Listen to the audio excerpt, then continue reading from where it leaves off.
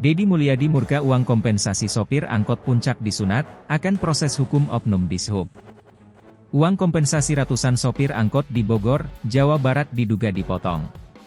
Merespons hal itu, Gubernur Jawa Barat Deddy Mulyadi langsung memberikan ultimatum.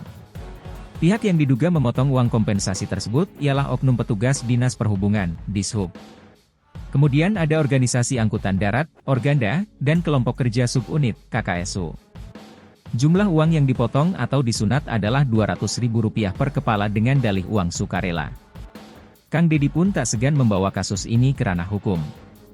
Pasalnya, kasus pemotongan tersebut termasuk ke dalam ranah pungutan liar, pungli. Ia juga mengaku tak menyukai segala bentuk premanisme yang merugikan rakyat. Deddy khawatir, perilaku premanisme yang dilakukan oleh oknum petugas ini akan terus berulang. Oleh karena itu, dirinya bersikeras membawa kasus ini ke jalur hukum. Bahwa proses hukum harus berjalan, karena saya tidak suka hal-hal yang bersifat premanisme dan saya tidak suka uang kecil dipotong lagi, ujar Deddy, dalam keterangan video yang diterima Kompas.com, Jumat, 4 April 2025. Langkah ini diambil sebagai pembelajaran bagi semua pihak agar tidak ada lagi tindak premanisme dalam bentuk apapun. Nantinya, ia berjanji akan mengganti uang yang disunat tersebut. Fakta terbaru terkait kabar uang dari Gubernur Jawa Barat, Deddy Mulyadi terhadap para sopir angkot berkurang akhirnya terungkap. Ternyata pemangkasan uang itu memang benar adanya.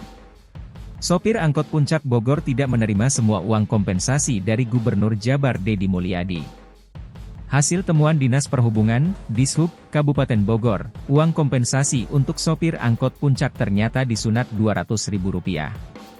Gubernur Jabar Deddy Mulyadi menyuruh sopir angkot Puncak untuk libur selama 1 minggu pasca Lebaran 2025.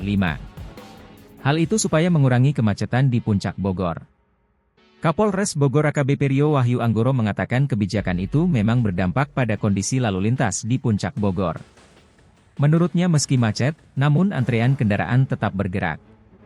Walau sudah menjadi instruksi Gubernur Jabar, namun kata Rio masih ada sopir angkot yang membandel. Mereka kedapatan tetap beroperasional. Ada 2 sopir angkot, kita langsung lakukan tindakan bersama Dishub, kata Rio saat ditelepon Deddy Mulyadi, seperti dilansir Tribun Jatim via Tribun Bogor, Jumat, 4 April 2025. Ia menegaskan pada sopir akan mengadukan ke KDM bila tetap membandel. Kami tegaskan akan laporkan ke Pak Gubernur kalau tetap bandel, katanya. Tak sekadar instruksi, KDM juga memberi kompensasi bagi sopir angkot Puncak Bogor sebesar Rp1,5 juta.